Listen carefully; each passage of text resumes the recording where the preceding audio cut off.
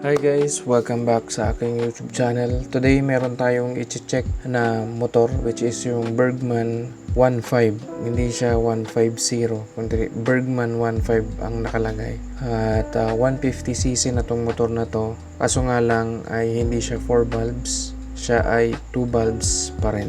Okay? So, nandito tayo ngayon sa page ng Suzuki. Ito yung nilaunch kamakailan dito sa Pilipinas. Itong Bergman 150. Mag-start tayo sa price. Sa price niya is meron siyang 165,000 pesos SRP. So, mas mahal ng kaunti kaysa sa NMAX B3 na standard version. So mamaya malalaman natin kung bakit mas mahal siya ng kaunti kaysa sa NMAX B3. No, kasi meron siya mga ibang mga features na wala yung NMAX. Sa kanya namang gas consumption is 43.6 km per liter. Napakatipid na niyan sa 150cc category. Keyless na rin tayo. At meron tayong ABS. Hindi ko alam kung yung ABS nito is dual channel. Tingnan natin dito sa kanyang product highlight. So, kanyang engine is 4-stroke, single overhead cam, 2 bulbs. Gaya ng sabi ko, 2 bulbs siya. Kaya siguro matipid. Liquid cooled single cylinder. At siya ay naka full color TFT panel with day and night mode. Ayan. So, isa rin to siguro yung nagpadagdag sa kanyang presyo kasi dun sa standard na NMAX B3, hindi naman siya naka-TFT. So, dito, yung 165 na presyo niya, talagang na-justify talaga dito sa TFT display pa lang na to. Ayan. Meron din siyang tire pressure monitoring system kung saan mamomonitor mo yung PSI nung gulong mo sa likod at sa harap. So, every time na magmumotor ka is alam mo kung malambot yung gulong mo, kailangan mong magdagdag ng hangin. So, very useful features ng mga naka-TFT. Yan. Intelligent key, yan, keyless na rin. Meron na rin siyang traction control at ang kanyang mags ngayon ay nasa 14-inch na front and rear. Kasi yung sa 125cc nila na Bergman ay malit kasi yung gulong nin. I think nasa 10 inches lang. So ngayon naka 14, yung kung 10 or 12. Check nga natin. Is Bergman 125 10-inch rim. Oh, okay. Yung Suzuki Bergman Street 125 pala ay merong 10 inches na sa likod, rear rim, rear mags, and then 12 inches naman sa harap. So, maliit. So, yung 150cc nila ngayon na Bergman ay 14-inch na siya. Which is, kadalasan sa mga scooter, ganito kalalaki yung gulong. Pero sa NMAX B3 natin is 13-inch pa din. So, ito rin ang napakagandang feature na meron tong motor na to is naka-dual channel anti-lock braking system. Dual channel ABS na siya. No? The same din sa NMAX na dual channel ABS. Pero sa mga ADB, isa lang yung ABS nila. So, dito plus points to. Bagamat 2 bulbs lang yung kanyang engine, nilagyan pa rin nila ng ABS both front and rear. So, meron din tayong charging ports. Meron siyang charging ports sa harapan, sa may kanyang pocket side. At meron din siyang under seat compartment type C charging port. So, meron siyang charging port sa harap. Meron din charging port doon sa may kanyang U-box. Tapos, meron din glove box with type C charging port. So, ibig sabihin, tatlo ang charging port niya. No? Isa sa glove box. Ewan ko kung saan parte yan. At isa sa compartment at isa sa harapan. Yun yung isa sa maganda na nakita ko dito. Marami kang charging port.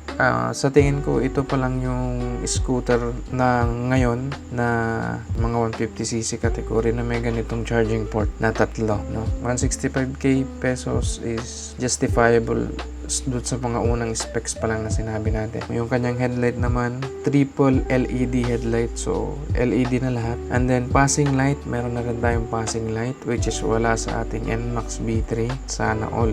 And hazard light switch. Meron naman yan sa motor natin. Ano? Easy access front fuel lid sa top box ready rear carrier. Sa kanyang stock ay meron na siya kaagad kasama na bracket. Pwede mo na agad lagyan ng top box itong bracket niya. Plus points ulit. Ano? Kasi hindi mo na kailangan bumili ng bracket, maghanap ng bracket and aftermarket. Yung stock niya, pwede mo nang lagyan. Big brain move sa Suzuki. 25 liter under seat compartment. The same din sa NMAX V3.